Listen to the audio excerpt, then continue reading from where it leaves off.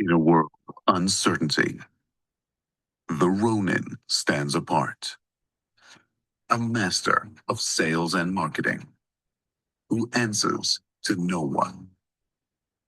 Forge your own path, create your own success. 1,000 leaders, 1,000 Ronins. Will you be next? Join the revolution now. Step into mastery at therevenueronin.com. All right, good morning. Welcome. Good to see you, Antonio. Hope you're well. I'm recording the Zoom meeting today, so yeah, you're off the hook today for the transcript. So so give you a day off here. So but yeah, welcome Antonio. Good to see you. Thanks for sponsoring the space with Xscribe and and yeah, I know you're working on, some automation for that, so that's exciting. But yeah, welcome Danielle and Jane. Good timing to see Danielle here. I just solidified my speaking engagement in April, or April or May. I don't remember exactly when it is, but I'll have a speaking gig in San Diego, downtown at a entrepreneur summit.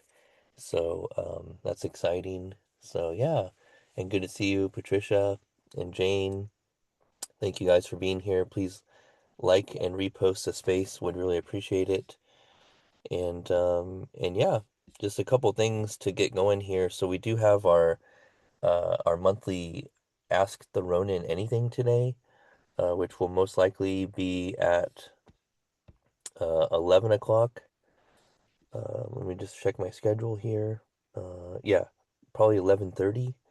So so that will be the Ask the Ronin Anything at 11:30 a.m. Pacific, and then I'm gonna be looking to do the 12:30 uh at 12:30 the ask not the ask Ronin, the monthly mastermind group for those members. So I know Danielle, you're one of those members, so not sure if that works with your schedule.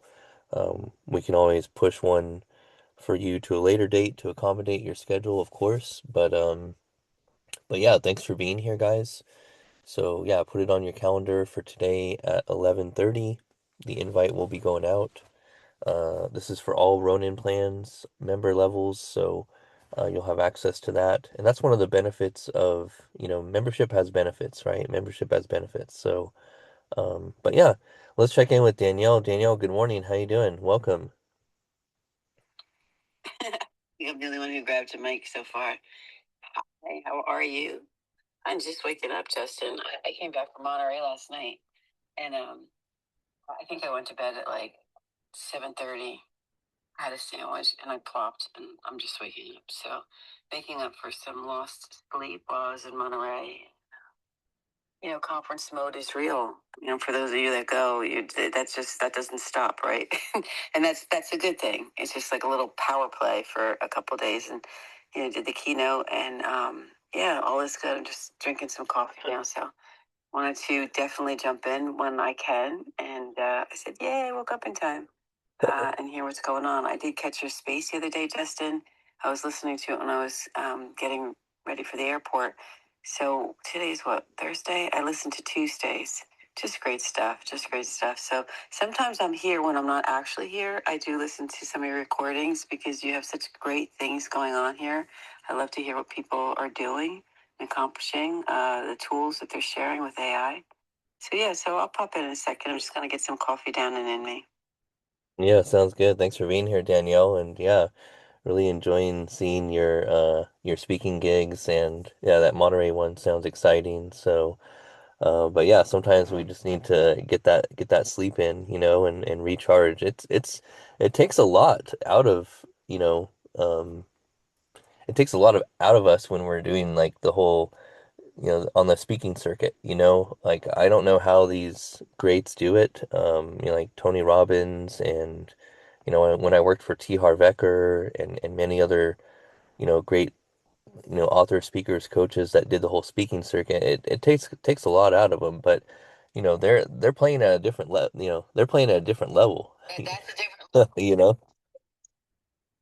And what I mean by the little level, I'm like, I'm all the hats, right? You're all the things in that moment, and that's why it's so exhausting. It's not just the time you're on stage; it's all the little, and the bigger these opportunities are getting, the more I'm seeing that has to be covered.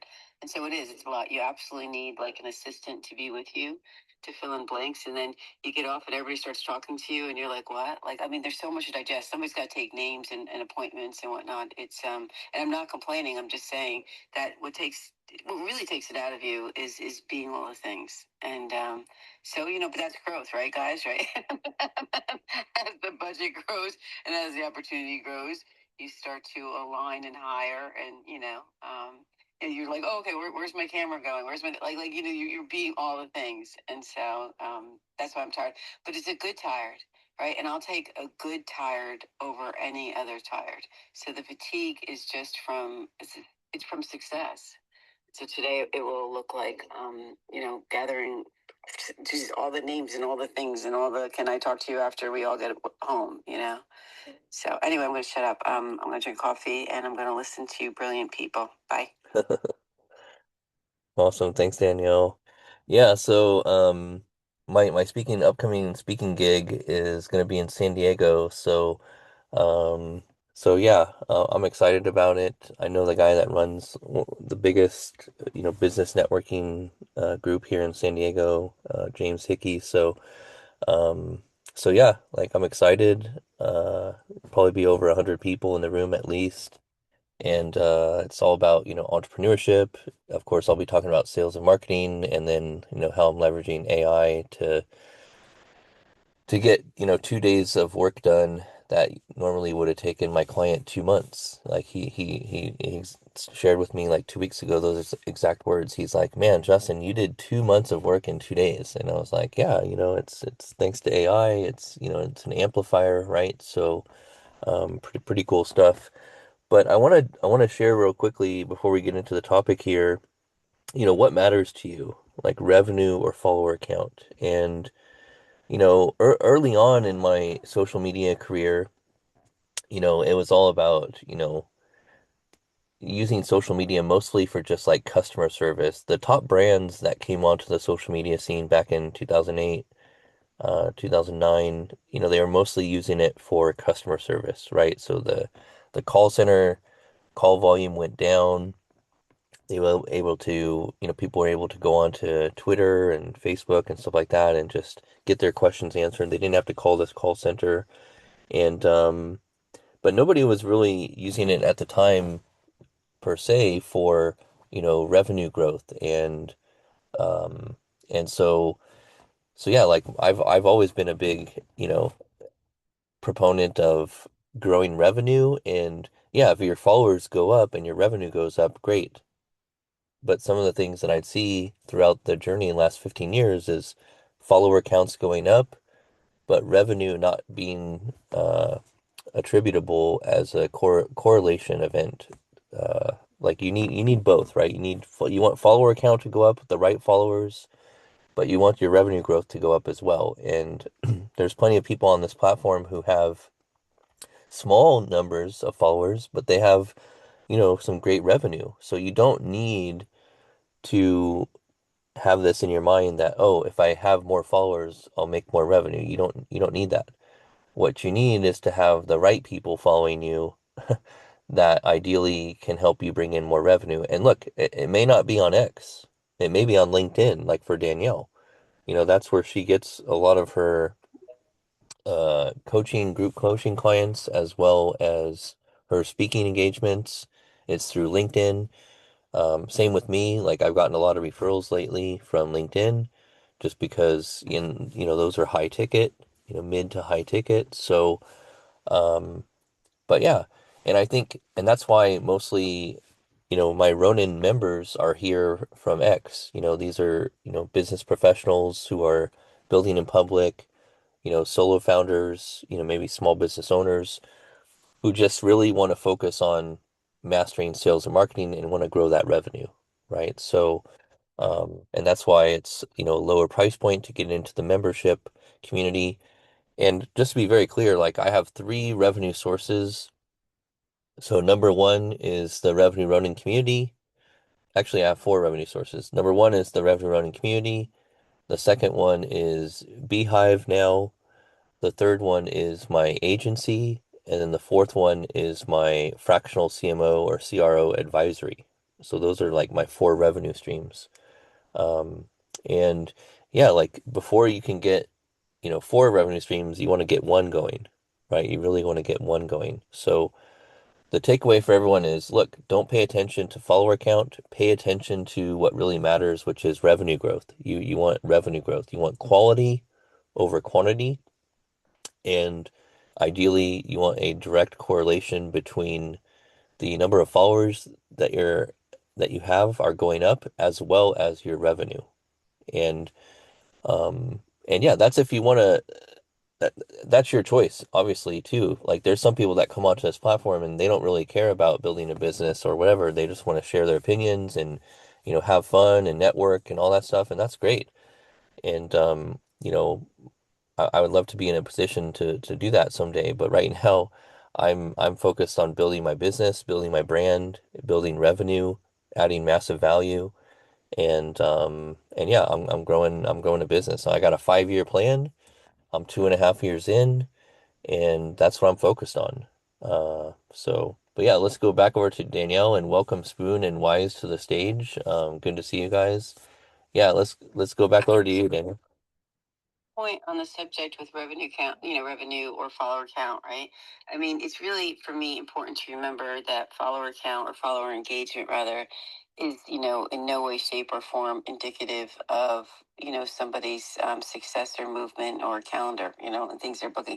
And not just, that's not just a reflection of me, but even other people, too often we can get quick with the, oh, they might not, okay, you see somebody here on X and they're like, oh, they only have 1,000 followers. Well, they're DMing me. They can't be that good. They only have 1,000 followers. Maybe they really don't know what they're doing, but they're like, got this app they want to show me. The whole thing is like BS, right? You really have no idea how well versed. It's good to take the time. I will tell you. Yesterday, last night, when I looked at X, it was the first time I actually like opened it since I left, and I was like, Danielle, you really lost an opportunity. To me, when I post on X, it's like it goes into the void. You got two people going, yay, like, who cares? So I really don't post on here. And I have to remind myself it doesn't matter because where my epic fail was, there's a large commercial real estate community on X. And I'm kind of like on the outskirts, kind of affiliated with that group as well. Not too much, though. And now I go back and I come home last night. I looked on LinkedIn, and there's a bunch of people that are on X that were posting about the conference I was at. Okay. What an epic fail that you didn't be like, oh, I'm going to, this, or like who else is going, or even try to connect with those people. They're just not part of my close knit. Like we don't really know each other, and that I lost an opportunity to do further connections. And I don't mean further business per se. I mean just make more connections and deepen my relationships here and off of X. So. I was kind of laughing. So as I turn on X and I see people posting about that, I was like, damn, So, I mean, certainly, Justin, if you were up there, we would have had that conversation, but it's not always the people that you're close to. So, I was just kind of laughing at myself. So, I don't think that follower count tells us all that we need to know. Yeah, absolutely. And yeah, the fact that there are some pocket groups on X around the commercial real estate, I think that's really encouraging, and that just goes to show that look, the two platforms that are all about B2B is, in my opinion, LinkedIn and X. Like that's all about B2B. And it's one thing to just post into the void, but especially if you're on like the speaking circuit and you're doing like a pre, during, and post event, part of your marketing strategy is to really, you know, build that pre-buzz about, hey, this is what I'm up to, right? This is what I'm doing. And then at the event, right, get that capture live. And then after the post event, you kind of the wrap up, right? Like what like you do on LinkedIn, like you posting your pictures, tagging the right people, right? So there's a whole strategy to pre, during, and post event. And yeah, it takes time, it takes resources, but it really helps. The word I want to use is it really helps increase the timeline and the time frame and the I can't think of the word right now, but lifespan. It's the lifespan.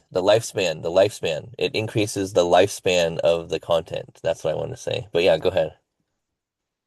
It does increase the reach. And, one of the things I want to start considering is, what's the best tool for posting across platforms? I mean, obviously they exist. I've heard of some, and then I just put it in the back of my mind because it wasn't something I was interested in. And the truth is like how you post on X or LinkedIn, simultaneously Instagram, simultaneously YouTube, like simultaneously TikTok. Like there's all these platforms, right? And I have a presence on all of them, but not a big presence. I mean, I live on LinkedIn because that really is where the engagement and the revenue is. That's where the flow is. And it's not that that's where I get the most likes. That's where I get the most like business, like hands down. But I'm neglecting other things. And so it's not about me, like any of us on here. Are we neglecting the other places? But the posts have to be tweaked. You don't on Instagram, you're not gonna put what you put on LinkedIn. You're gonna put a picture. like, so I one of my upcoming tasks for my business and myself is to recognize that I'm losing opportunities, not just to get business, but to help the people that I could do. There's not just a one way street. It's a never one way street. Who am I not meeting that I can assist? So I have to, start to incorporate that into just the visibility flow and the service stream. Yeah, visibility plus credibility equals profitability. That's the formula. And yeah, being helpful is like phase one before, you know, it's all about building relationships, building friendships on X. I think, especially with audio spaces, you come on here, you talk, you meet new people, you network, you add value, build relationships, and then, if there's an opportunity to do business, great. If not, no worries. But I mean, there's something about, the easiness of just hopping into a space and it's pretty addicting, right? It's pretty addicting. Shout out to Kevin. Like I remember my first space was with Kevin and um, our good buddy. I can't remember his name right now, but yeah, I mean that was like my first space. I was like, oh, what is this spaces thing? What is this? Um, but yeah, I mean, especially as you're on the journey of entrepreneurship, right? Like you really want to be connected and stay connected to like-minded people, because it's a long journey. It's a marathon, it's not a sprint. But even more so now, like I can't tell you how many people in my network are, still looking for jobs, and some of them have already started doing their own thing. Like they've taken my advice, and I'm like, look, you got to start your own thing. Like you can't wait. I mean, what are you going to do? Out of necessity. Like, so there's forced entrepreneurship, but then there's entrepreneurship out of necessity, is another one. So, and some of these CEOs, like of Planeteer, uh, he's talking about 30% unemployment coming up, for some of these, in the coming years. So, look, it's a reality we got to face, but at the same time, these types of things create opportunities for entrepreneurs and for bootstrappers and builders.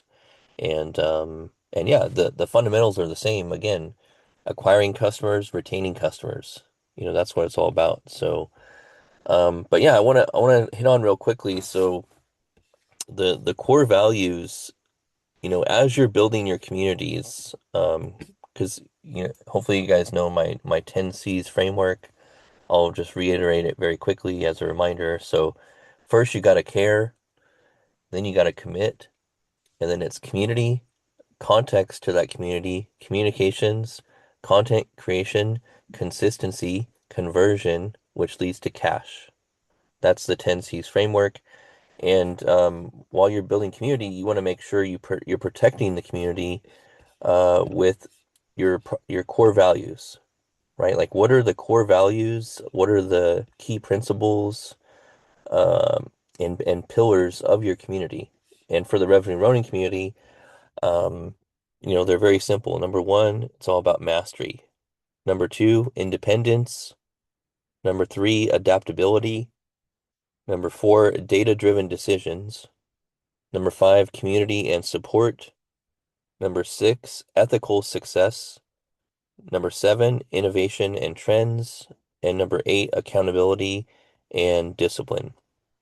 So those are really like our core values. and just being very clear about, who fits that and who doesn't, right? It's not for everyone. And you don't want to be for everyone, right? You really want to make sure with what you're building that that people know this is who I am, this is what we're building together, this is what we stand for, and if, this fits with you, great, welcome. This doesn't fit with you, no worries.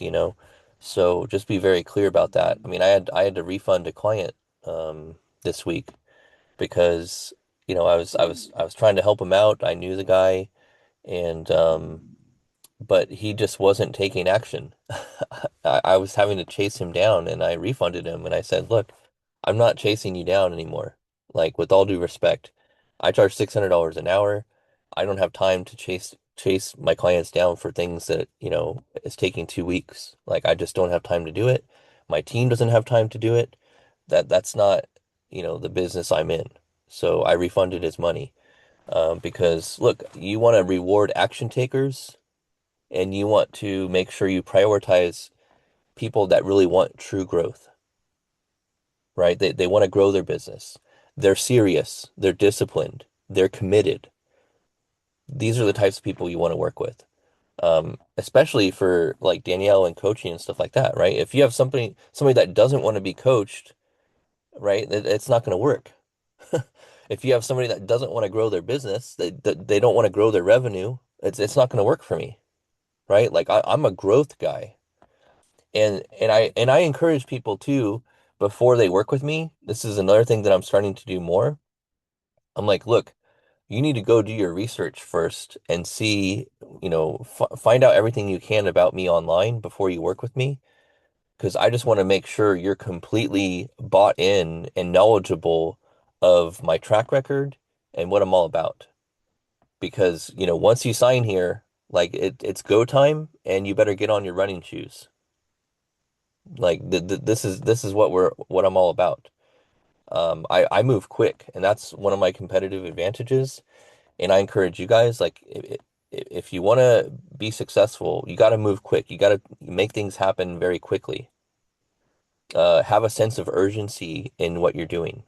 This will go a long way. Your clients will appreciate it more, and it'll just make you that much better of a person, like having a sense of urgency about things. If you're very lackadaisic, if you're very, slow, and, you know, it may be challenging for you. It may be challenging for you. So, but yeah, those are the core values there. Those are some pro tips about, you know, working with the wrong clients and just picking up early, right? Really picking up on these early indicators. Like, this is going to be problematic. Like, picking up on that early and even refunding people if you have to, because you don't want to get into a situation where uh and I'll just be quite honest, like, I've done so many, digital assessments. I've worked with so many clients and companies in my career.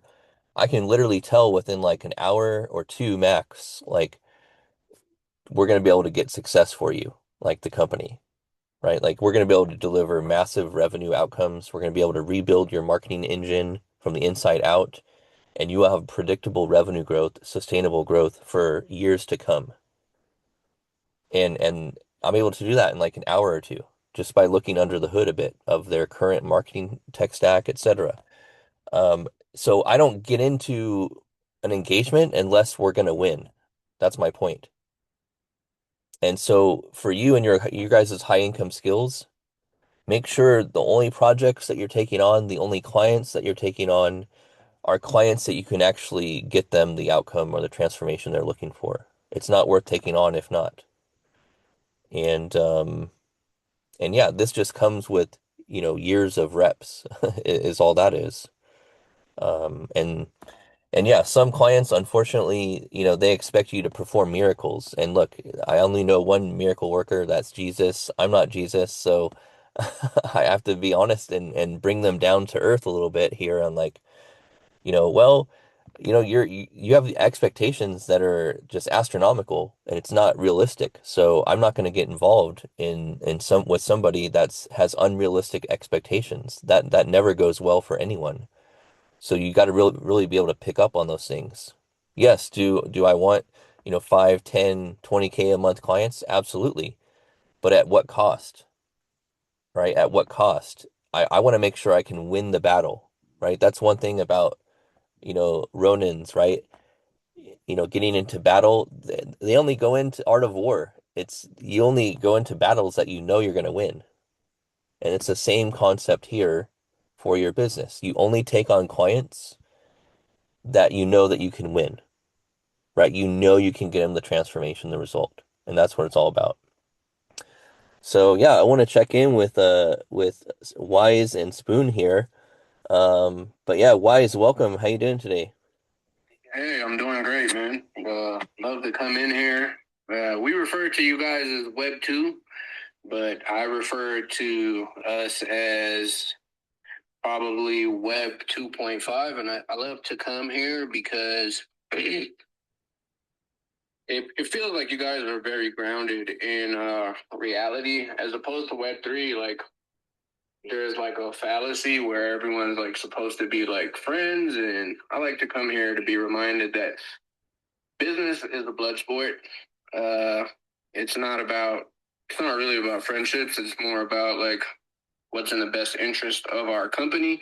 But just to stay on topic, that was a little bit about why I like to come here. But as far as what matters to us, revenue or follower count,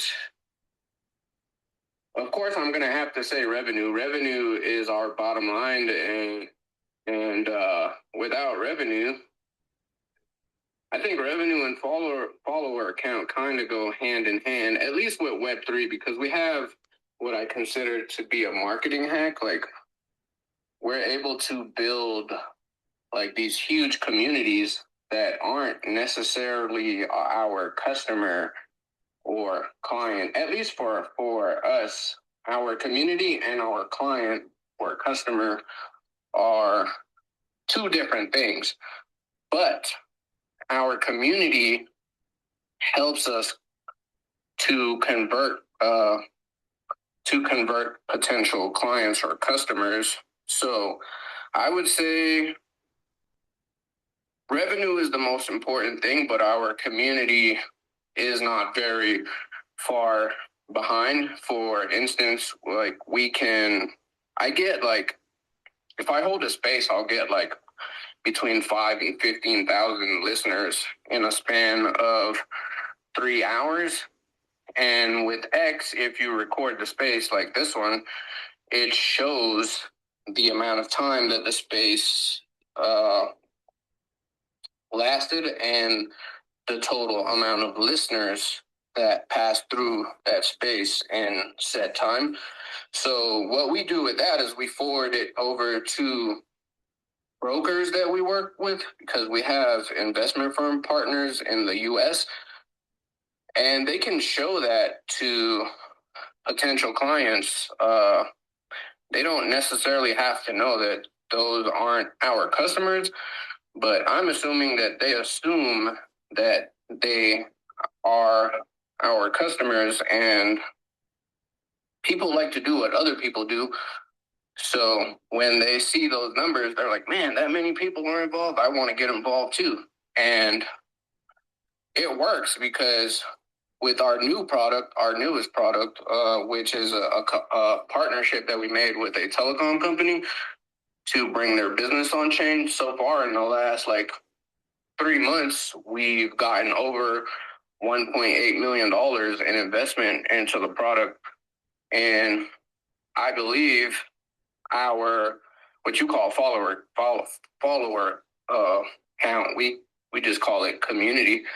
I believe a lot of that conversion rate is because of the number of community members that show up to our spaces, or they put engagement on our post. Because I was always taught that there's nothing like an empty restaurant to make you want to go in. So you got to make your restaurant kind of look full by any means necessary.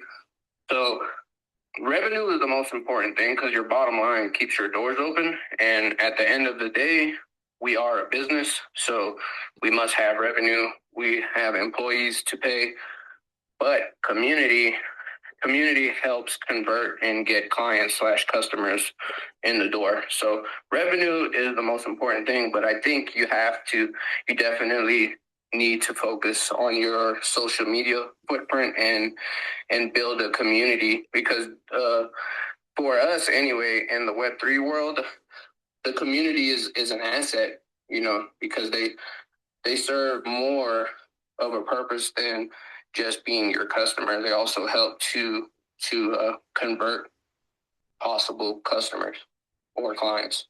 So that's my take. Yeah, appreciate that take. Yeah, the revenue is really just a byproduct of the community and the follower count, right? And so even on the web the email marketing side of newsletter building, there's a common shared wisdom amongst digital marketers is you should at least be bringing in $1 per month per subscriber, ideally. So yeah, so for every, let's say I have 1,000 email subscribers, I should be bringing in $1,000 a month with that conventional wisdom for email marketers. So, but yeah, there's a direct correlation, as I mentioned, to community and follower count to revenue, ideally. And yeah, it starts with building that community first and foremost. It's one of the key pillars of my 10 C's framework. And yeah, as as long as you're delivering massive value, and I've even experienced this myself where I was following a connection on LinkedIn, and I was subscribed to his newsletter, and man, the content he was putting out, it was like, man, this I'm surprised he's sharing all this for free.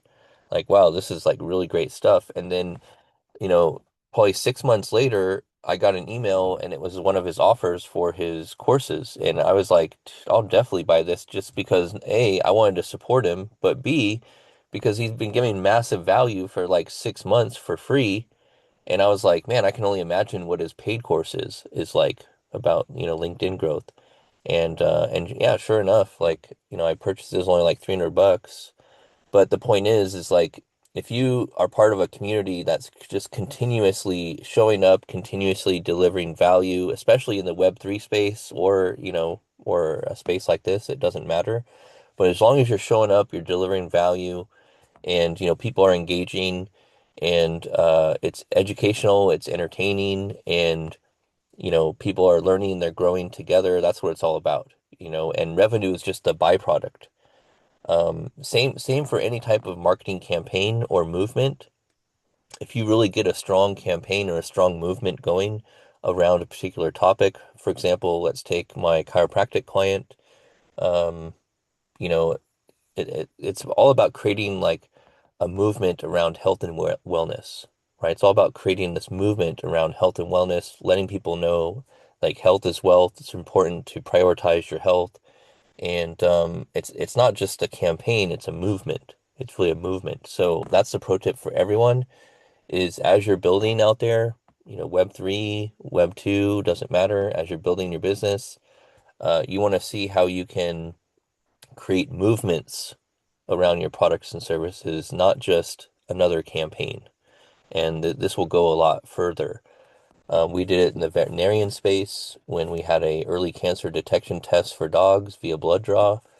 At the last biotech startup I worked at in San Diego, the movement was all about creating the movement was all about creating awareness around the importance of early cancer detection for dogs. Catching it before symptoms were shown, and the veterinarian could treat the dogs that are canine companions before, and kept them alive a lot longer. And so yeah, that's what it's all about, is creating a movement, if you can, around your products and services in your community. I mean, that's really what the Revenue Running community is all about. It's a movement. It's a movement. It's a mission-driven movement all around sales and marketing mastery. Like, I really want 1,000 Ronins, fellow Ronins, to say, hey, you know what? I was part of, one of those 1,000 members. And, shout out to Dan Ryan. He was the first Ronin ever. And yeah, like, that's my hope for the future. That's what we're building together is, hey, I was part of the Revenue Ronin movement, like, and now here I am. My business is growing, it's flourishing, and, we have 1,000 other people that are on a similar journey. And yeah, well, I appreciate the share. Why is good stuff. And yeah, I mean, the whole Web3 crypto stuff, decentralized blockchain, all that stuff. It's not my specialty, but I mean, I've definitely, heard plenty of, talks about it and all that stuff. It's definitely interesting. I know Spoon is into that as well. But yeah, I mean, I'm just always learning and, trying to find out more about it and being educated.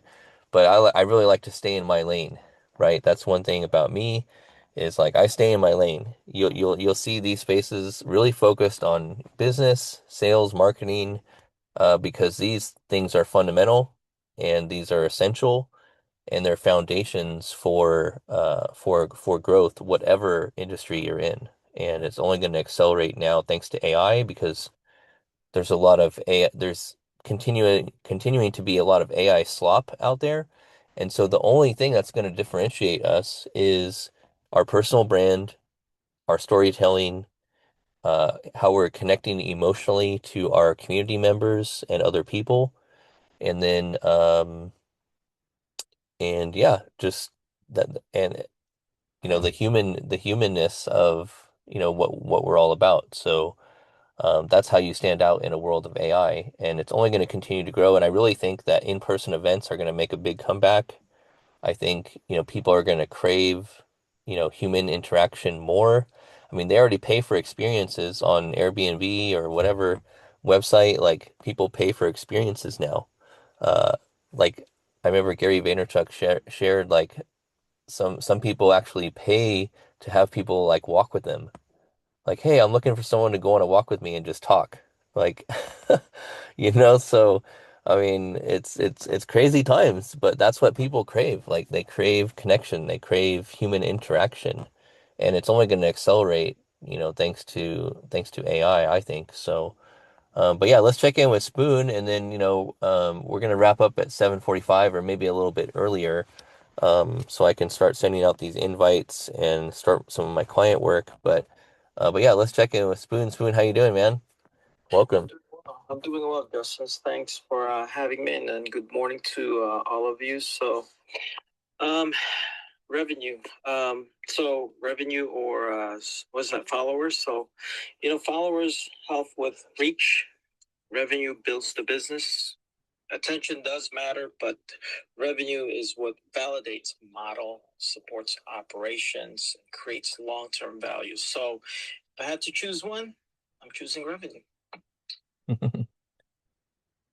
Yeah, thanks. Yeah, it's like the byproduct, right, of the follower count. And yeah, I always like to use the analogy like I would much rather have, you know, 1,000 followers that are, real strong, solid brand advocates that are, investing in the movement than have, 100,000 followers that, are surface level, right? Like you really want to go deep with those core 1,000. It's really important. And yeah, I mean, we get caught up sometimes in these vanity metrics, and it happened a lot in the past in some of my previous roles, in corporate where I had to, explain to the higher ups, like, yes, follower count is important, but ultimately, our main metric is revenue. Like I had to remind them, like, it's a vanity metric, right? Follower count is a vanity metric. Impressions, that's a vanity metric. Engagement, it's a vanity metric. But there's direct correlations between impressions, engagement rate, follower count. These have correlations to revenue, right? The idea is these great metrics lead to great revenue. But don't get caught up on the fact that, hey, I have X amount of impressions, because here's what tends to happen, especially with ads, right? Especially with paid advertising, is you have really great impressions, you have great click-through rate, you have low cost per click, these are great metrics, and then you got zero revenue. You don't want to be in that position, especially when you're doing paid ads, okay? And I see it happen every day. I see it happen every day. This is why companies hire me and my team to go in and fix their paid advertising, because it's broken. It's not attributing to the right source. It's not reporting on the right metric. It's broken. And so once we rebuild it, then we can exactly say, hey, we spent $10,000 on Google Ads and it brought us back $8,000 in revenue. Or, hey, we spent $5,000 on Facebook ads and it brought us in $3,000 in revenue. That's what you want. And, you know, a lot of companies that don't have things dialed in correctly, the reality is that they're wasting ad spend. There's a lot of waste. You can ask LLMs, how much waste is there when it comes to ad spend of these companies? It's in the billions with a B. It's in the billions. So my whole mission, and what I've really prided myself on in finding the answer, is, hey, how can we make sure that every single dollar is accounted for and has proper accounting, so we can know exactly what's really driving the needle and moving the needle and moving revenue. Because I hate to see companies waste money, investor money, members' money. Like, I hate to see people waste money. And so I've really made it my mission to, fix this problem, because it's a big problem. And I've been doing the same thing for, 15 plus years. And I'm really good at it. Like, I've invested a lot of time, energy, money, sweat, equity, blood, sweat, and tears into, this mission. This is my big why, is really making sure that every single dollar is accounted for. Um, and so, yeah, let's go over to, oh, I see Yvonne was here but dropped. But yeah, I would love to hear from you, Yvonne, if you're available. And again, shout out to Extra, Jane, Dan Ryan, Antonio, Citizen, Rachel, everyone down below. Thanks, guys, for being here. Yeah, we got about 15 minutes left, and we are recording the space, which is great. So I'll be able to do my transcript. So give Antonio a break. But yeah, this is a sponsored space by Antonio and Xscribe. So if you guys want to check that out, it's basically a tool that Antonio has developed that basically takes the transcript, or takes the audio from a space and transcribes it into text format, and then you can take that text format and create content based on that transcript. And I know Danielle was saying that it takes time to post social media content on all the different platforms. And one great thing about my system is I feed it into Claude, I have a special prompt, and then it spits out 14 pieces of content from the transcript based on my super prompt. So it's really handy, and then I can just copy and paste, or my VA copies and pastes from, the output into the respective social media scheduler and or platform, and then we get it out there. And I remember, I have to say this because VR, he's not here, but you'll love this. And good to see you, Jason. So VR, one time he messaged me in the back channel in a DM. He said, "Hey, Justin, you posted the same post, like, a couple of times." And I'm like, "Yeah, it was on purpose." Right? But I will post the same post multiple times, right? That's not a bad thing. Why? Because more people are seeing it. If you think you're going to post one post and every single, 6,000 plus followers are going to see it, like, it's not going to work. It doesn't happen. So, you know, from my vantage standpoint, it's okay to post the same post a couple different times. That's okay. Why? Because different people will see it, right? And unless you're VR, who's maybe, he saw both posts, or, three or four posts in a row, over the course of a few days, great. That's great. That means I'm doing my job. That means I'm getting in front of him. I'm getting his attention. So marketing works. Marketing works is my point. So, but just test it out, experiment with it, and yeah, let's go over to Yvonne and then we'll go to Danielle and we'll start wrapping up here. All right, welcome Yvonne. How you doing? Hey, happy Thursday. I am good. Sorry I wasn't able to pop up sooner. I had family around, so I wasn't able to talk. But yeah, and even by the way, I just want to share with you because I listened to the space from yesterday as I wasn't able to be there. But even when it's just you up there by yourself, because I've had that happen before. Like, I just want to tell you, give you some love because sometimes you're like, "Oh, nobody's here." But, since these are recorded and stuff, and I love to listen to the replays, and even you up there when you're by yourself and there aren't like no speakers, additional speakers up there yet or whatever, and you're doing your thing, I love listening to you just even doing your thing up there because I just want to tell you that, right? So, because I know sometimes, like, with that feeling, like, especially when I've done it, and I'm like, oh my God, nobody's here. But, like, when you're so mission driven and you have a lot to share about your topic, like, I had one time, I was like, I don't care if anybody's coming. I'm recording this, I'm getting this out. So, I just wanted to mention that to you. Don't ever dim your light, man, because it's bright. You know what I'm saying? And I love the replays. And even when it's just you up there sharing, in case you were ever wondering that, I don't know, that maybe that's the actor in me. Like sometimes we question these things. So I just want to reaffirm that for you. But yeah, you guys, oh my God. So one of the things, I had a couple things quick that I wanted to share with building my sales funnel in Beehive. And then some work that I did with Claude yesterday. OMG, like a mind blowing moment that I had. And I was like, holy crap. But I was also curious when you said that some of these companies, when they're running their ads, you said that they waste billions in ad spend. And I'm curious, like, what did you mean by that? You mean like, or how are they wasting billions in ad spend? Are they like not allocating their ads properly or something? I'm super curious about what you meant about that.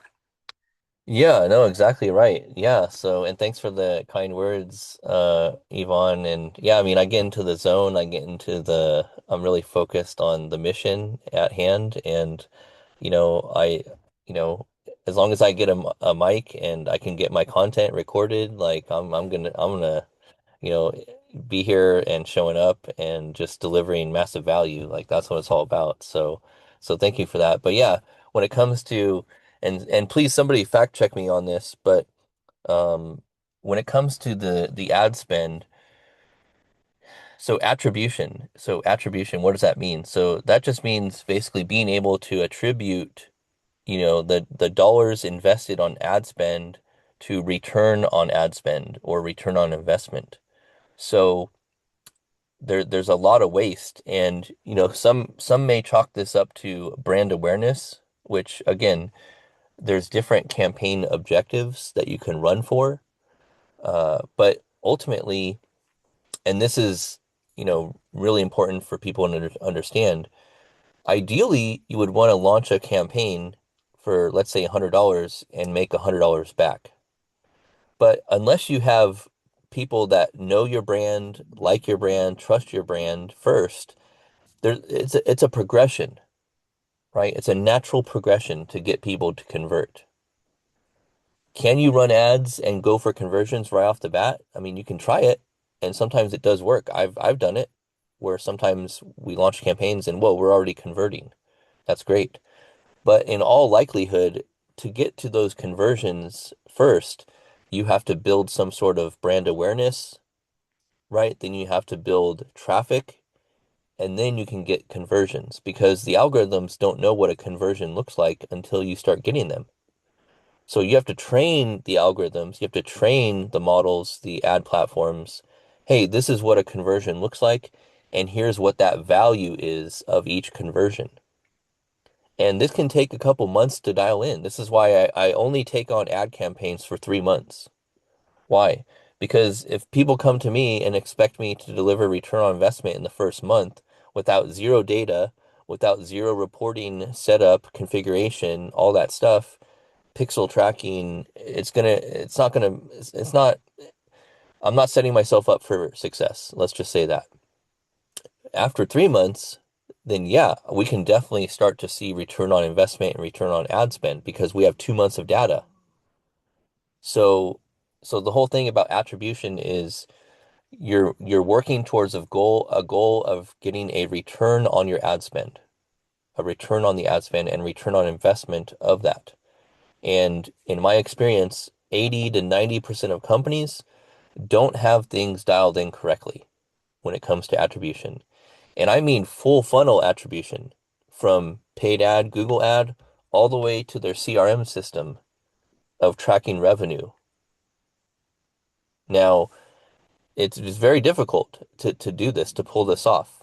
And even then, it's not always 100% because, you have privacy, you add ad blockers, they've opted out of cookies. I mean, I can go down a whole masterclass. But the point is, you can get it to about like 90% of certainty that things are tracking properly. And why? Because I've been doing this for many years, many years. So Jason knows what I'm talking about. But yeah, hopefully that answers your question. And I'm going to look it up right now about how much is wasted. I'm going to ask Grok right now in ad spend per year, based on, broken attribution tracking. I'm going to find it out. So, but yeah, go jump back in here, Yvonne. Yeah. Oh my God. See, I love that. It kind of reminds me, like, I love when you get kind of into the nitty gritty stuff, learning how all that stuff works, because I think it's kind of like it made me think like some of the big accounts here on X. And obviously I follow the entertainment accounts, but it's so funny, like with the book that I'm writing, when I see their accounts, I'm like, oh, don't do that. You know what I mean?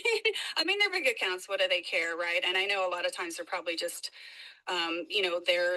they're more entertainment, does better a lot of times on the other platforms, to be honest, and they don't do as well here on X because it's an information and news platform. It's a little bit different vessel.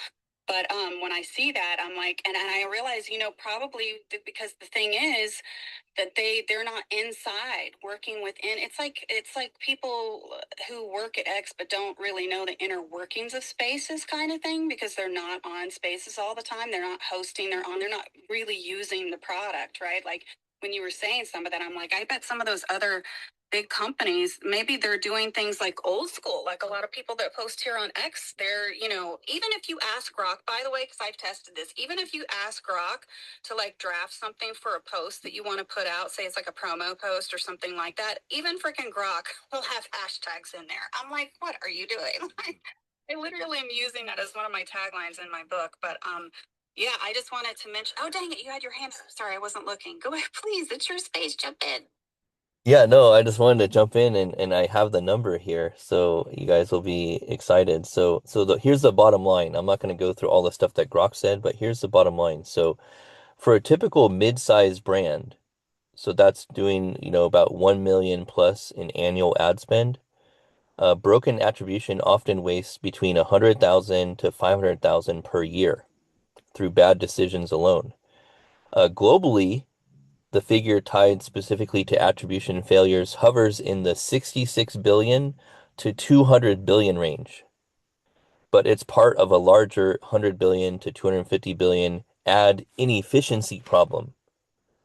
The real cost is opportunity loss, suboptimal scaling, flat revenue despite reported wins, and eroded return on investment.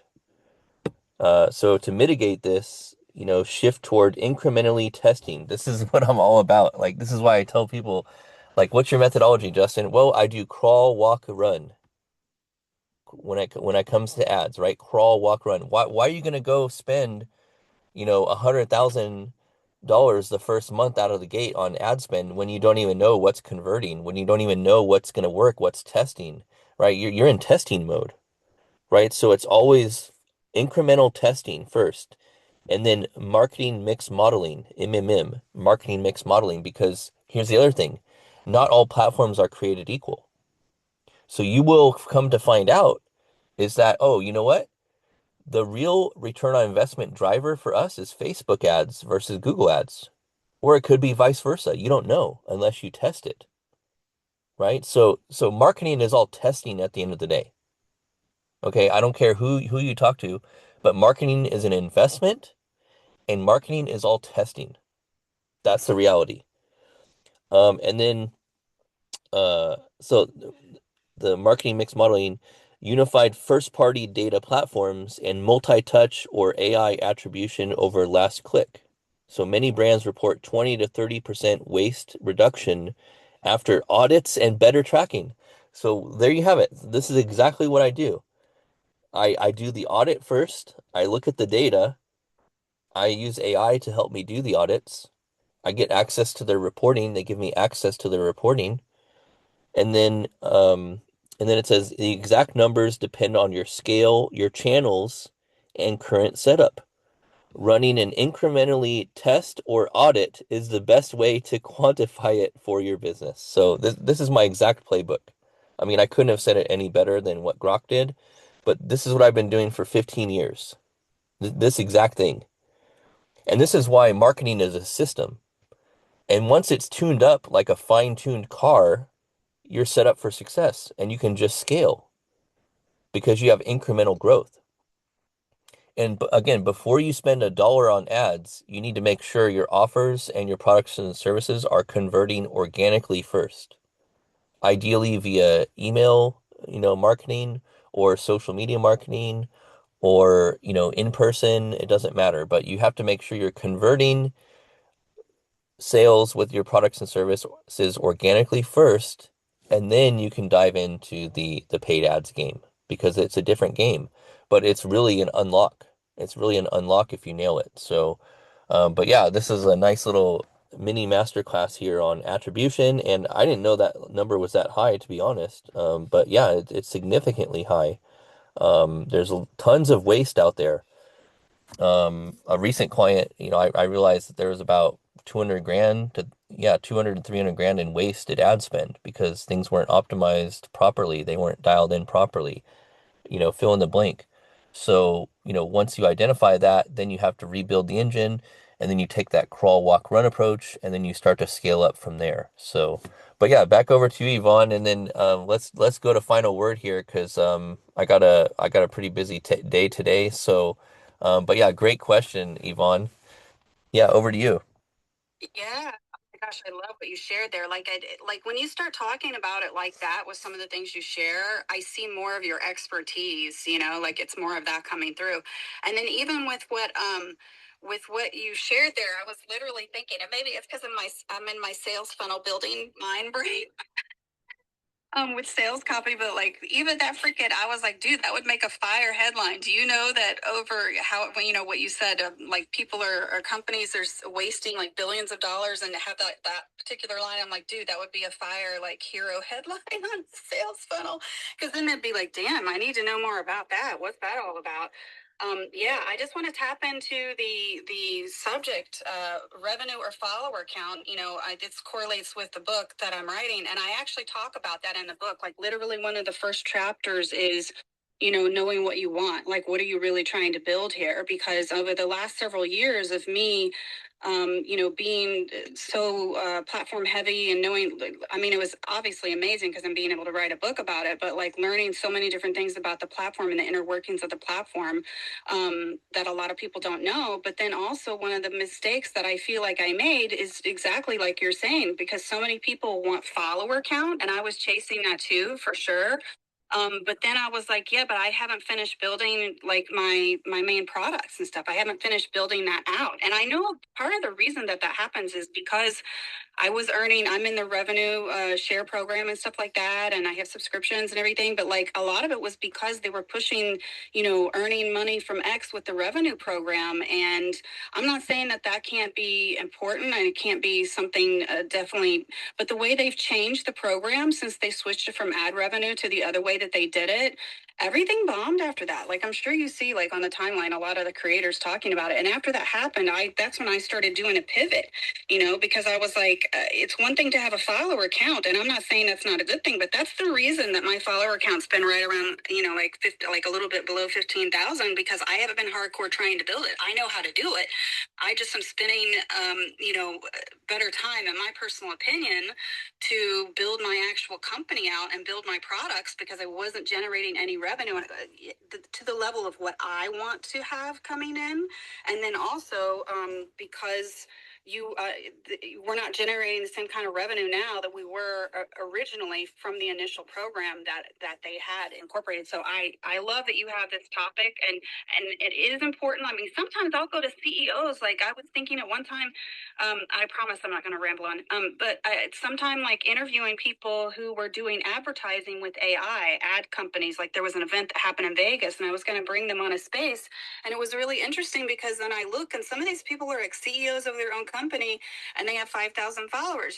So it was kind of eye-opening to me. Like we keep thinking, oh, I need to have like a big million account following or 100,000 or what, and that's not really the case. And I think this is something that you said, like there are people who have under 5,000 followers on this platform that are making millions of dollars a year. You know what I mean? I mean, it's like a real freaking thing. So it's just kind of knowing your priorities and setting that stuff straight. So I love that you're talking about that and sharing that. And I dive into that in my book. But I have to share one quick thing that is amazing. Dude, I dropped in my sales funnel. I have it all built out on there, and I was doing it manually and literally with Claude because I have the entire book written. I've been working with Claude with all my handwritten notes with that. So it has all of the information for a lot of the stuff that I have, like my 20 pages of handwritten notes, so to speak, right? So I was like, I want to use Claude to help me build out the sales copy for the funnel. And I dropped in some screenshots and stuff like that so I could see the whole layout and some of the template text that was there that I'm kind of modeling mine after, because I'm modeling it after another funnel that I really, really like. And I thought it was just going to give me the sales copy, you guys. And it literally gave me an entire, like it built out the whole website. So I have a full link. So I see the whole thing. It did the entire HTML code for me. And I thought it was just going to be like blocks of text and say headline here and stuff. And it did everything I'm telling you, I had to share that with you guys because I was freaking blown away about it. Unfortunately, you cannot take the entire HTML code, because I checked that, and drop it into Beehive natively. They don't have where you can they have HTML blocks, but they don't have where you could just basically copy all of that and paste it in. I'm still going to try to tinker with it, but I just was fascinated by that because basically I'm here to tell you, no limitations, y'all. I mean, if you see another sales funnel and you haven't ever done that before and you need to have awesome sales copy, you can literally take screenshots of that, drop it in. If the AI knows what your product is and knows it in depth, then it can literally write out your sales copy for you, and then you can just update it from there, and bing, bang, bam, you're done. So I had to share that because I thought that was fire. Yeah, that's fire, Yvonne. Yeah, man. Yeah, Claude is getting really good at, picking up on, the direction we're heading, and then it's just like it goes above and beyond, and it's like, hey, like you can do this. And yeah, I tried to do the same thing. I tried to, get the HTML output, put it into Beehive in the block code, and I couldn't get it. So then I had to just go the Lovable route temporarily. That was my pivot there, and I got the website launched and, good to go. But I imagine in the coming months, and Timo can probably talk more about this, but I got to wrap up this space right now. But there's a time coming where you'll be able to take the outputs from Claude, integrate it with Beehive, and just boom, publish a page right there to Beehive. It's coming. It's definitely coming. They're already doing it with Go High Level and Lovable. They're already doing it with, many other sites. And so, yeah, it's coming. Stay tuned. It's going to happen. But yeah, let's go over to Timo for a final word, and then I got to wrap up here, guys. Okay, Timo, final word, over to you.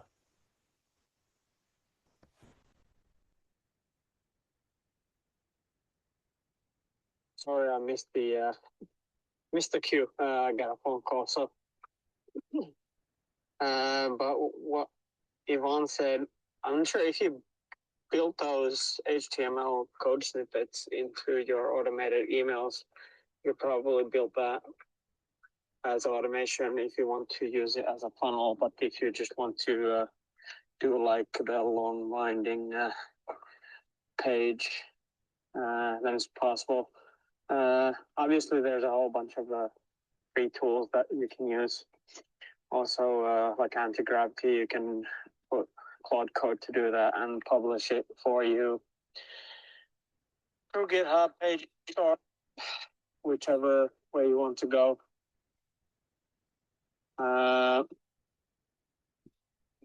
Just per story, I have phone calls coming in and out. It's annoying.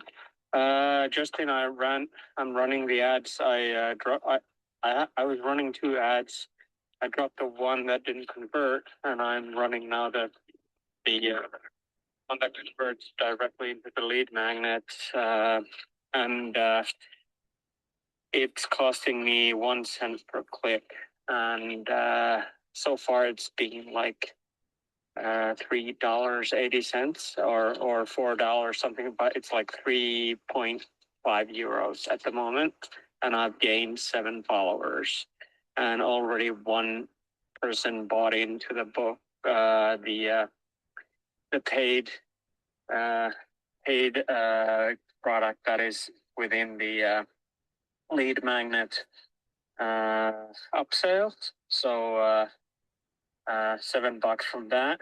So I'm basically in profit with that one ad running. The other ad that didn't convert, I just totally abandoned or paused it. That was a good test run. I'm not running that one now, and I'm just putting all the remaining money into that actually converting ad. So it's super cheap. It's like 300,000 impressions on that already. So actually doing a pretty good job on the post, the copy, and the lead magnet is working as it's supposed to. So I'm pretty pumped about that. And on the topic, I think it dropped today, or it did drop yesterday. I was writing about 100 subscribers. Actually, I think it's today's topic. In 7 minutes, in your inboxes, 100 subscribers is worth more than 10,000 followers. And all the founder members will be getting the how to get your first 100 subscribers guidebook for free, because that's what the contract says when you join the founders program back in the day, and same for pro members. But yeah, dropping this month's product. I'm launching a product per month at the moment, or more if I get excited about it. But yeah, good times, good times. Yeah, good stuff, Timo. Congrats on that's a big win, out of the gate for never running ads before, and then, dropping the one that obviously didn't convert and then tripling down on the one that is converting for that low a cost per acquisition is incredible. So yeah, guys, now that has a proven business model with his Beehive newsletter business, and now he's doing X ads, which again they're pretty affordable compared to other platforms. And yeah, like I'm super happy for you. So yeah, just keep us updated on how that goes. And yeah, the cost per acquisition, the metric that you want to really monitor is the cost per acquisition, or CPA. So again, if you can spend, $5 and acquire, 10 subscribers, and you can make, $5 back, on that, that's a break even. So that's a pretty good deal to break even. But if you're profitable, if you're making, like in Timo's instance, where you're profitable right on your second ad campaign like that, I mean that's incredible traction. It sometimes takes, 7 to 10 different tries to get to that point. So yeah, so good stuff, Timo. Congratulations, and thank you again, Yvonne, for stemming some good attribution conversation. Really, really love that. I'm definitely gonna make sure that the transcript highlights that part in the output, so we can all benefit from the takeaway. And I'll be posting that to the timeline and in the newsletter, etc. So and thank you, Wise, and thank you, Spoon, for your contributions, and everyone else down below. Just, keep an eye out for via email, and also in the group Ronin DM for a link to the Zoom meeting for Ask the Ronin Anything at 11:30. And then after that, we'll do the at 12:30 the group mastermind for those people on that plan level. So, all right, guys, thanks again. Great space. And just remember, at the end of our lives, we'll ask ourselves 4 simple questions. Did I live? Did I love? Did I matter? And did I make a difference? Until next time, keep making a difference. Build that mind, build that body, build that business, build that bank account, but most importantly, build that legacy. So stay healthy, stay hungry, and stay humble. we'll see you at the top. If you want to join the Revenue Running community, the link is in the bio. We use Buy Me Coffee, so check it out. Different plan levels. If you're all about bringing in more revenue through sales and marketing, and you need help with that, and you want to support these daily spaces, that's how you can do it. And yeah, the mission is very clear: 1,000 Ronins. So make it a productive and most importantly a profitable day, and we'll see you guys at the Ask the Ronin Anything at 11:30 or 12:30. And yeah, much love, guys. Let's keep crushing it. And then tomorrow we got wins of the week. So we're already celebrating Timo's win today. So all right, much love, guys. We'll see you on the next one.